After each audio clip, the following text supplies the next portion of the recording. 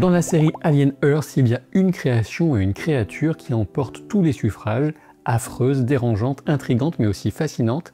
La Théocellus capte tous les regards jusqu'à les remplacer. J'ai eu envie de vous parler d'elle car elle parle de vous.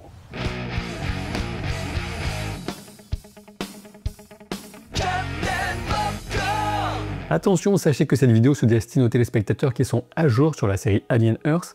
Cette vidéo sort entre l'épisode 6 et l'épisode 7 de la première saison et je couvrirai bien sûr, comme d'habitude, l'épisode 7 ce mercredi. Je vais d'abord établir et préciser ce que l'on sait de la créature avant d'en venir à son rôle symbolique dans la série. La Théocellus est un prédateur parasite qui a l'apparence d'une masse gélatineuse ressemblant à un œil sur le pourtour de laquelle se situe l'équivalent de multiples iris avec pupilles, des iris au mouvement indépendant mais susceptibles de se rassembler pour former une seule iris de surface nettement supérieure. Cette masse gélatineuse blanche est juchée sur une petite base organique rose foncé qui se déplace sur 7 tentacules, du moins l'observation sur les séquences disponibles en révèle 7.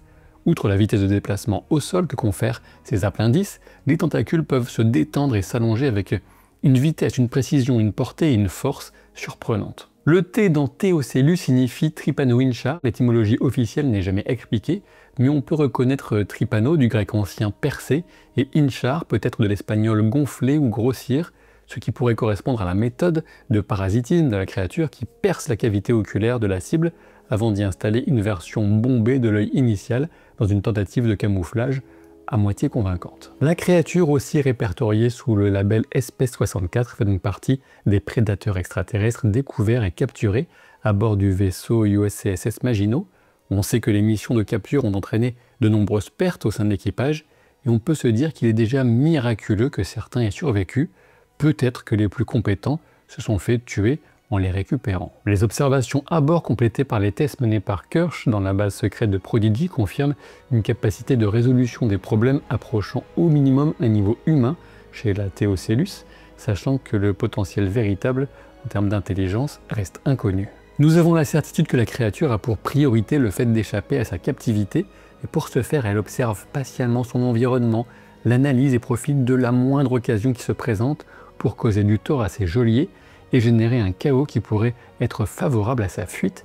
Il est possible que son intention soit aussi de se venger et de tuer le plus d'humains et d'androïdes possible, mais cela reste à confirmer. Via le podcast officiel de la série où s'est exprimé le showrunner et réalisateur de l'épisode 5, Noah Hawley, nous avons la certitude absolue que dans le laboratoire du Maginot, la Théocellus ne cherchait pas à prévenir l'officier scientifique lorsque la tique sortait du bocal, mais plutôt à attirer son attention vers elle pour s'assurer que la tique parvienne bien à sortir pour causer le plus de dégâts et de chaos possible. Et si pour certains la parole du showrunner lui-même ne suffisait toujours pas, l'intervention de la Théocellus dans l'épisode 6, en faisant peur à Tootles, alias Isaac, et le poussant ainsi à relâcher la porte sécurisée de la cage de la mouche, confirme son intention sans laisser le moindre doute possible. La Théocellus a été évoquée au féminin par la scientifique du Maginot, ce qui peut n'être qu'une coquetterie de langage ou à l'inverse un indice sur le fait qu'il s'agirait d'une créature à reproduction sexuée. Lorsqu'elle a été libre un temps à bord du vaisseau, elle a d'abord pris possession du corps du chat, Rascal.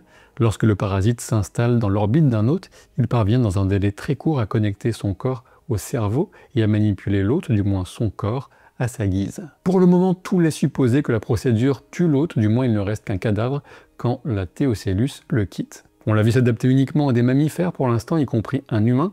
Un corps humain dirigé par la Théocellus gagne en coordination et en capacité à recruter ses fibres musculaires, comme lorsque le chef ingénieur Shmuel bondit sur le dos d'un xénomorphe pour le mordre. Néanmoins, on observe aussi que ce qui tuerait habituellement le corps de l'hôte sans la Théocellus semble suffisant pour le mettre hors de combat, y compris lorsque le parasite est encore à l'intérieur. Le fait que la Théocellus tente de parasiter le xénomorphe nous enseigne que le parasite est sans cesse en quête du corps le plus efficace, mais aussi qu'il ne connaissait pas le xénomorphe auparavant, car il ignorait l'absence d'yeux sur ce prédateur alpha. Enfin, suite à la tentative manquée d'envahir l'œil de Nibs, on ignore si la Théocellus aurait la capacité à parasiter un hybride au corps synthétique. J'aurais tendance à dire que non, car la Théocellus est organique bien sûr, contrairement au corps synthétique des hybrides, mais cela reste néanmoins une question en suspens. En revanche, il ne fait guère de doute qu'elle pourrait prendre le contrôle d'un cyborg comme Morrow, dont l'essentiel du cerveau reste a priori humain. Dans le corps de l'ingénieur Shmuel, on remarque qu'un sourire est tenté en passant un tentacule par l'intérieur de la narine pour soulever la lèvre. S'il s'agit avant tout et de toute évidence d'un effet d'humour noir voulu par les scénaristes, parce que c'est tout simplement amusant, on ignore si cela révèle un trait d'humour de la part de la créature, ou alors une tentative maladroite de donner le change socialement, sans la capacité à faire sourire l'hôte d'une manière plus naturelle. Sur les 5 prédateurs récoltés par le Maginot, 4 sont des inventions de la série, puisque la dernière correspond bien évidemment aux xénomorphes. Les 4 nouvelles espèces sont répugnantes et flippantes, bien qu'on doive encore voir la plante carnivore en action, ce qui surviendra à coup sûr au cours des 2 derniers épisodes de cette saison. Ceci étant dit, la Théocellus est la créature qui suscite le plus de réactions et de fascination, au point que certains lui reprochent de voler la vedette aux xénomorphes. De mon point de vue, c'est un ajout en tout point réussi à l'univers d'Alien et l'une des, sinon la meilleure idée de toute la saison. Passons maintenant à toute la signification intentionnelle et la symbolique portée et entourant une telle créature. La série Alien Earth se saisit de concepts essentiels de l'ADN de la saga. Le premier concept s'appuie sur l'horreur organique ou body horror, associée à une sexualité symbolique et souvent violente et invasive.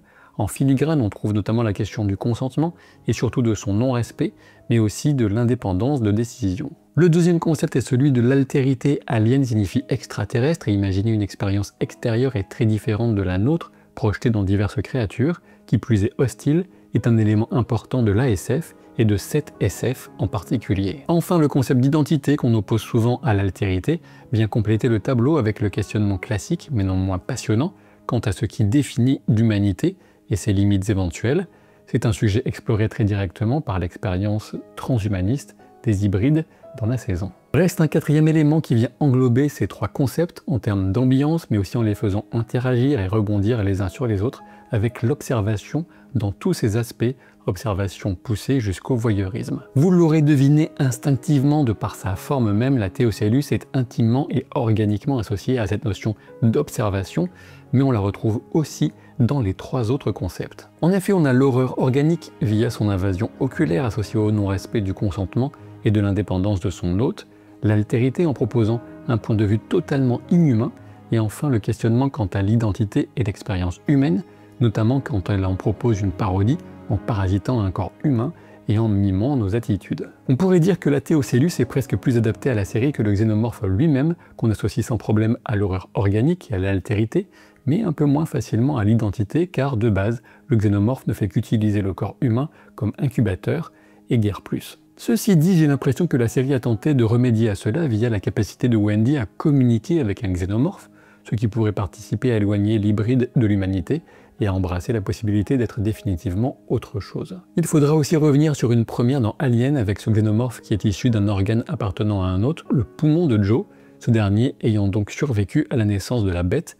Ce sera une piste de réflexion à explorer dans la suite et fin des analyses de la saison, car cette vidéo est consacrée à la Théocellus. On remarque que sur les 5 espèces de prédateurs, nous avons été placés dans la vue subjective de 2 d'entre elles uniquement, sans doute les plus intelligentes, à savoir le xénomorphe, quand il poursuit l'officier en second, qui vient d'abandonner son poste de capitaine remplaçante dans l'épisode 5, et bien sûr la Théocellus, notamment lorsqu'elle observe l'officier scientifique sur le vaisseau, ou encore Kirsch et Tootles lors de l'expérience du mouton. L'expérience de l'altérité est ici des plus directes mais aussi plus intéressantes avec la Théocellus, sans aucun doute possible. En effet, ce point de vue vient inverser et remettre en perspective le rapport entre observateur et observé, entre scientifique et cobaye.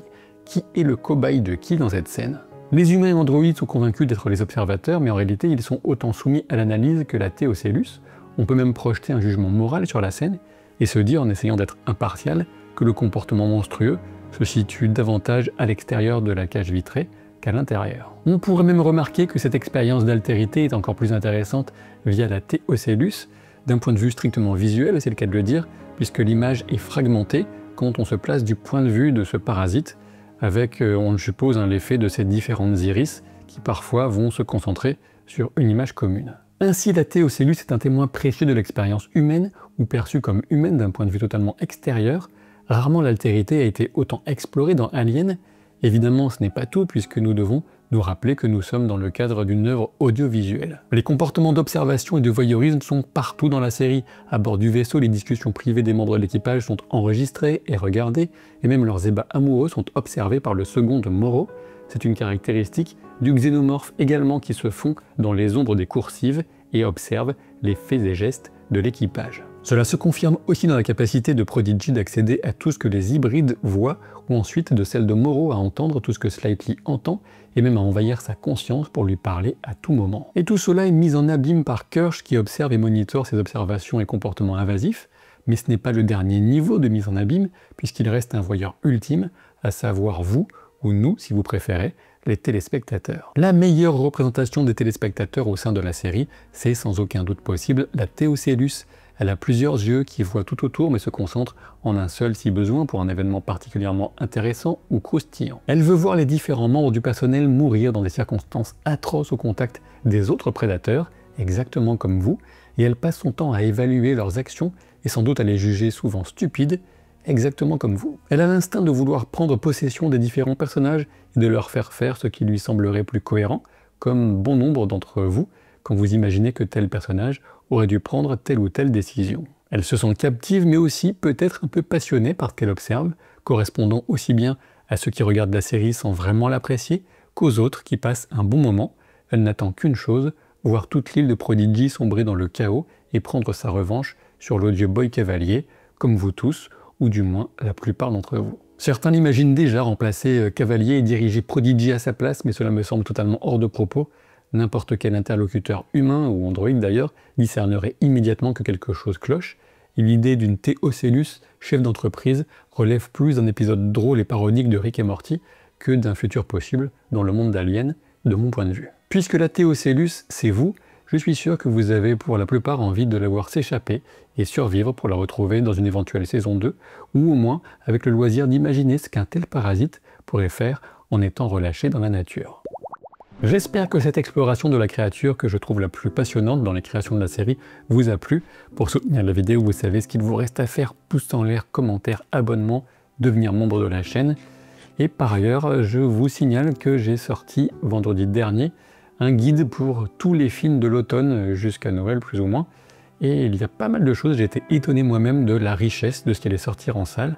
Donc si vous voulez vous faire votre petit guide personnel, choisir ce qui vous plaît, la vidéo est à votre disposition. Et je vous dis à très vite, donc dès ce mercredi pour l'épisode 7 d'Alien Earth sur la chaîne. Et puis ensuite vendredi, puisque nous sommes à 3 vidéos par semaine depuis le mois d'août maintenant. Et ça a l'air de vous plaire pas mal. Je vous dis donc à très bientôt pour de nouvelles aventures. Salut!